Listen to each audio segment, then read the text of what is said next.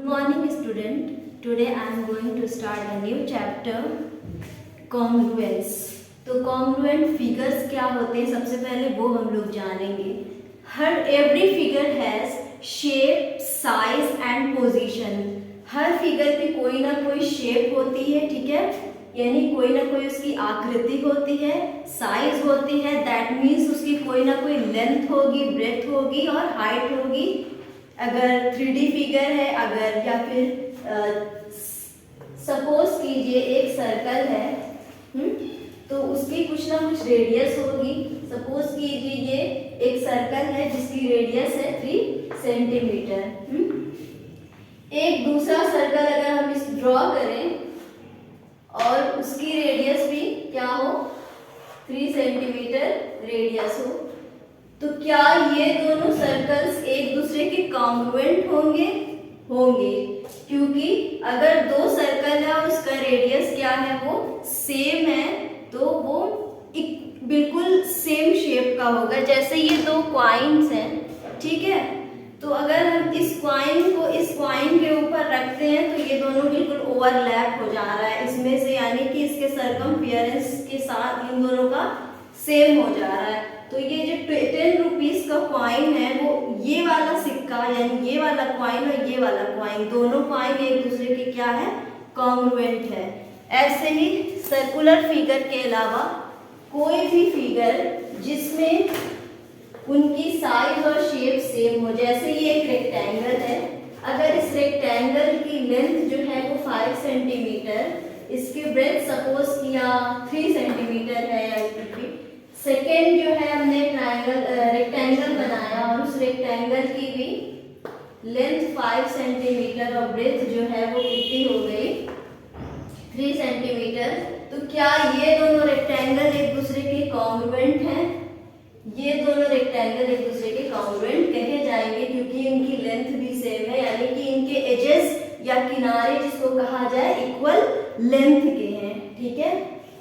तो इसी तरह से आपकी बुक्स में और भी एग्जाम्पल्स दिए गए हैं, जैसे एक ब्लेड का पूरा एक सेट है, तो उसमें पहला वाला जो ब्लेड निकालते हैं और बाकी दूसरे ब्लेड्स को भी देखते हैं, तो सब बिल्कुल एक दूसरे को इक्वली, इनके जो किनारा उनका एज होता है वो बिल्कुल इक्वल साइज का होता है, इक्वल साइज का भी होता है, और उनके शेप्स जो बने होते हैं वो भी बिल्कुल सेम होते हैं.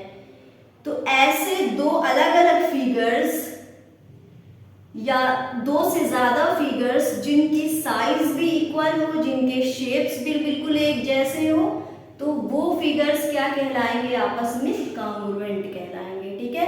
तो एनी, अब हम लोग ज्योमेट्री क्योंकि पढ़ रहे हैं, तो any geometrical figure which has same shape, having same size are called congruent to each other, ठीक है, या जिसको कहा जाए बिल्कुल एक जैसे होना.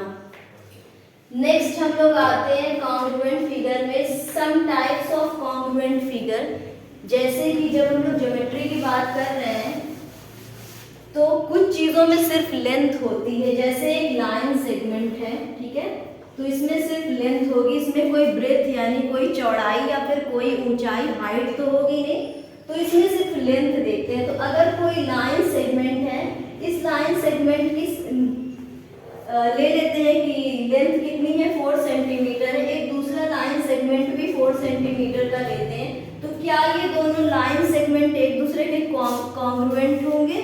होंगे. तो यही प्रॉपर्टी जो दो चीजों को बिल्कुल सेम साइज का, सेम शेप का दिखाती है, इसी प्रॉपर्टी को बोलते हैं कॉन्ग्रुएंस या फिर कॉन्ग्रुएंसी.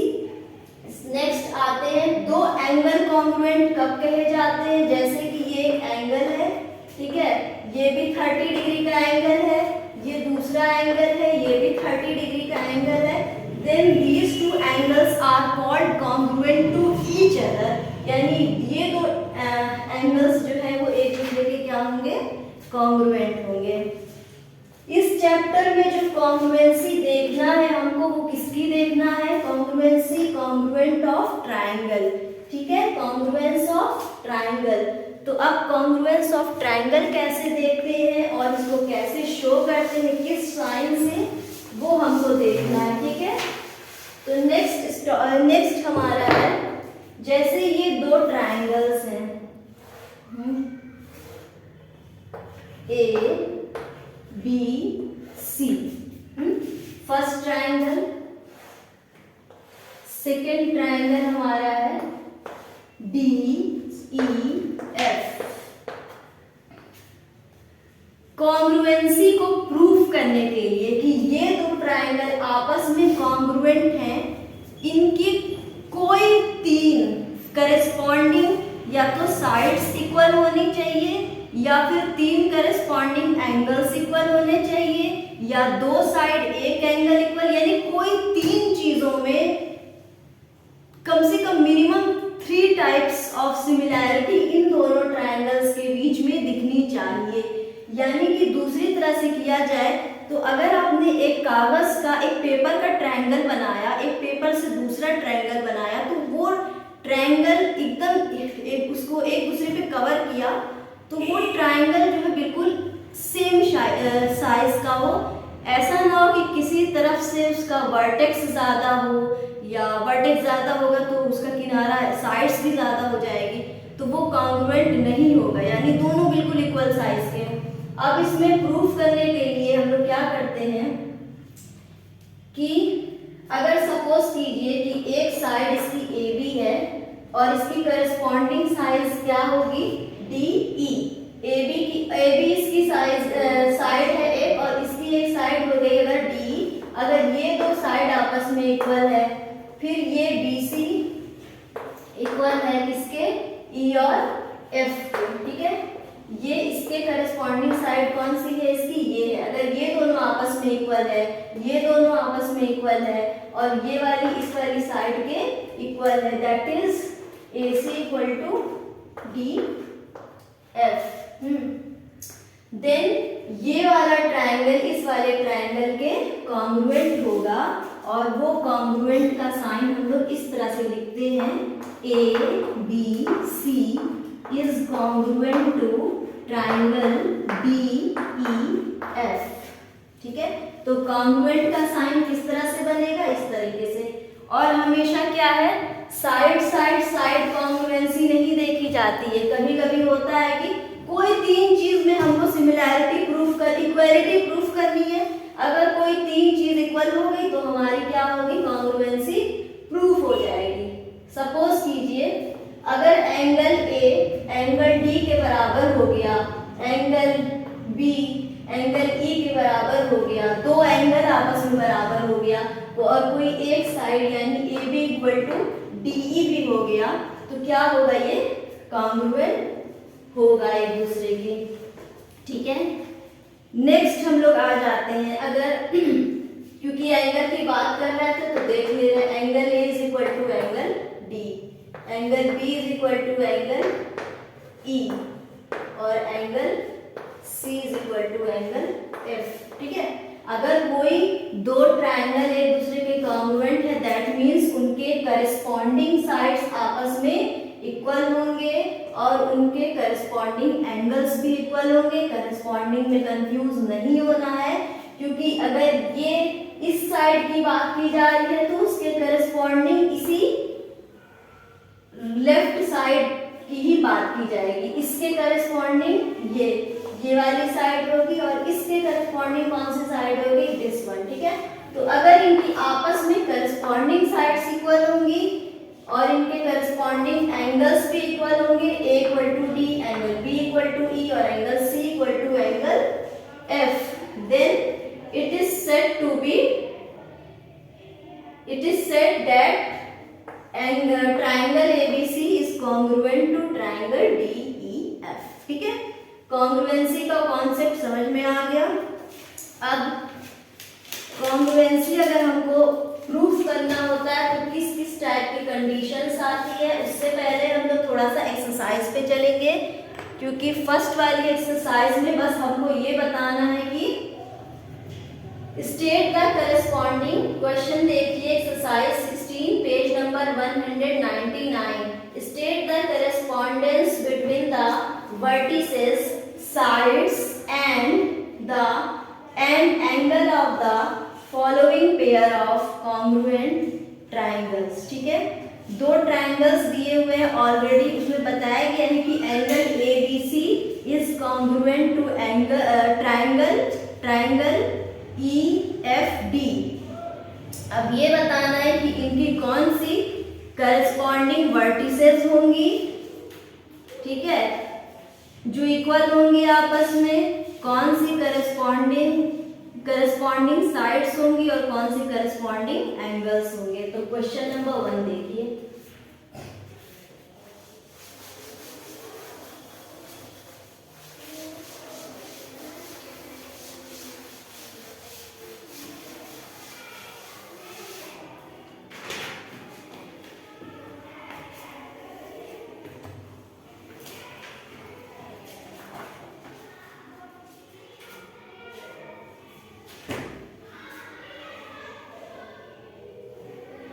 क्वेश्चन नंबर 1, इसका फर्स्ट वाला क्वेश्चन है ए बी सी,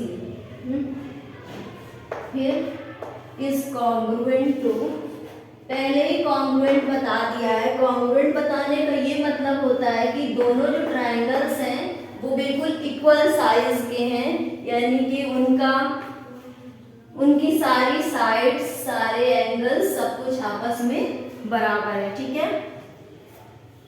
तो अब ये बताना है कि ये जो दो ट्रायंगल है वो पहले ही से बता दिया है कि कॉन्ग्रुएंट है। अब उनकी वो करस्पॉन्डिंग साइड्स क्या होंगी, वो उनके पेयर्स बताने हैं, करस्पॉन्डिंग वर्टिसेस के पेयर बताने हैं और करस्पॉन्डिंग एंगल्स के। तो इसके लिए हम लोग क्या करते हैं, सॉल्यूशन में पहले ट्रायंगल्स को ड्रॉ कर लेते हैं। तो पहले हम लोग ट्रायंगल को ड्रॉ कर लेंगे कि ये वाला एक ट्रायंगल है, उसके जो कॉन्ग्रुएंट दूसरा वाला ट्रायंगल है वो ऐसे है ए बी सी, ठीक है। ई एफ डी, जिस तरीके से ए बी सी ड्रॉ किया वैसे ही ई एफ डी, ठीक है, उसी तरीके से हम लोग ऐसे क्लॉकवाइज जाके बना लेंगे सिमिलरली ई एफ डी, ताकि हम लोग को आसानी रहे इसमें पहचानने में। अब करस्पॉन्डिंग वर्टिसेस जरा देख लिया जाए, ठीक है। वर्टिसेस आप लोग को बताया था क्या होता है, वर्टिसेस क्या होता था, ये जो जहां दो रेज आकर मिलती थी, ठीक है, जहां दो रेज या दो लाइन सेगमेंट आकर मिलता है उसी पॉइंट को क्या बोलते हैं, वर्टिसेस। तो करस्पॉन्डिंग वर्टिसेस क्या क्या है, वर्टिसेस के पेयर्स क्या क्या है, ए और ई का है, ए कॉमा ई, इसका आपस में पेयर है, ठीक है, और बी और एफ का पेयर है एक, और एक तीसरा क्या है, सी और डी का, यानी ये वर्टिसेस आपस में क्या है, इक्वल है, ठीक है। नेक्स्ट हम लोग आते हैं, देखते हैं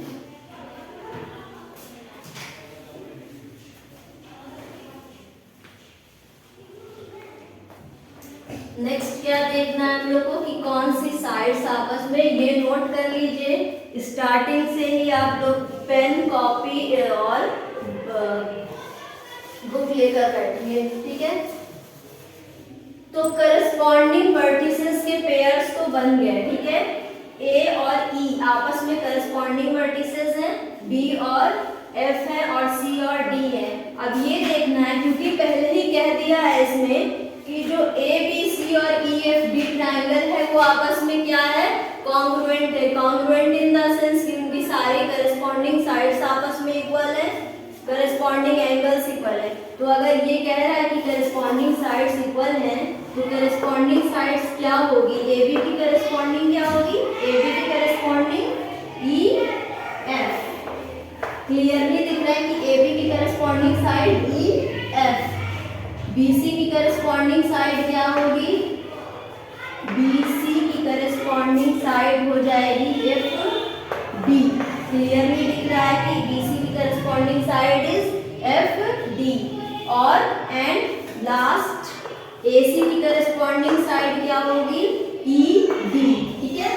AC की करस्पॉन्डिंग साइड लिखिए, अगर CA की करस्पॉन्डिंग साइड लिखेंगे तो DE लिखेंगे, ठीक है। एंगल आप लोग लिख सकते हैं, फिर भी बता दिया जा रहा है कि अगर करस्पॉन्डिंग एंगल बताना है तो कैसे बताएंगे, क्योंकि यहाँ पे फिगर बना हुआ है तो हम यहाँ साइड में लिख दे रहे हैं, लेकिन आप लोग वन बाय वन पहले करस्पॉन्डिंग वर्टिसेस के पेयर्स कौन कौन से हैं पेयर दिखाना है तो आप ये एरो से दिखाएं तो ज़्यादा बेटर रहेगा। ठीक है, इस तरीके से कि ये पेयर्स आपस में वर्टिसेस करस्पॉन्डिंग वर्टिसेस के पेयर्स हैं। करस्पॉन्डिंग साइड्स इसमें इक्वल होती हैं। ठीक है, किसमें कॉन्ग्रुएंट, अगर दो ट्रायंगल आपस में कॉन्ग्रुएंट है तो उनकी करस्पॉन्डिंग साइड्स इक्वल होती हैं। A B equal to E F, B C is equal to F D and A C is equal to E D. Last, क्योंकि कॉन्ग्रुएंट है तो इनके करस्पॉन्डिंग एंगल्स भी आपस में इक्वल होंगे, तो angle A equal to angle E, angle B is equal to angle F and last angle C equal to angle D. ये हो गया क्वेश्चन नंबर 1। इसके नेक्स्ट वाला है, ठीक है, इसमें आप लोग कमेंट सेक्शन में भी बताएंगे कि क्या क्या इसके करस्पॉन्डिंग वर्टिसेस है, करस्पॉन्डिंग साइड्स क्या है और करस्पॉन्डिंग एंगल्स क्या है। और इसके बाद से जो बचे हुए क्वेश्चन है, इस वाले क्वेश्चन में जो पार्ट से बचे हुए वो आप लोग का होमवर्क है। तो सेकंड वाला है, इसको कमेंट सेक्शन में बताना है। सेकंड वाला है कि ट्रायंगल CAB है एक ट्रायंगल और एक दूसरा ट्रायंगल क्या है QRP। ठीक है, QRP। ठीक है, इसको इसमें ये बताना है कि करस्पॉन्डिंग वर्टिसेस क्या क्या होगी, करस्पॉन्डिंग साइड्स जो होगी वो कौन कौन सी होगी और उसको इक्वल करके दिखाना है, और फिर करस्पॉन्डिंग एंगल्स कौन कौन से होंगे और उनको भी इक्वल दिखाना है। तो ये काम आप लोगों का कमेंट सेक्शन का है। ये कमेंट सेक्शन में लिखना है कि हाँ ये वाली साइड इसके इक्वल होगी। सपोज कीजिए लिख रहे हैं CA इक्वल टू QR। देखिए फिगर बनाने की भी जरूरत नहीं पड़ेगी इसमें। अगर ऑलरेडी पूछा जाए कि अगर करस्पॉन्डिंग साइड या एंगल क्या होगा तो क्लियरली आप बता सकते हैं कि CA equal to QR, CB is equal to QP and AB equal to RP। ठीक है, तो करस्पॉन्डिंग साइड और करस्पॉन्डिंग एंगल बताना यहाँ पे बहुत ही इजी होगा। कॉन्ग्रुएंसी के कुछ केसेस होते हैं तो वो हम लोग ये देखेंगे कि वो कौन कौन सी प्रॉपर्टी है जो किसी ट्रायंगल को कॉन्ग्रुएंट शो करती है। ये हम लोग नेक्स्ट वीडियो में बताएंगे। आई होप आप लोगों को कॉन्ग्रुएंसी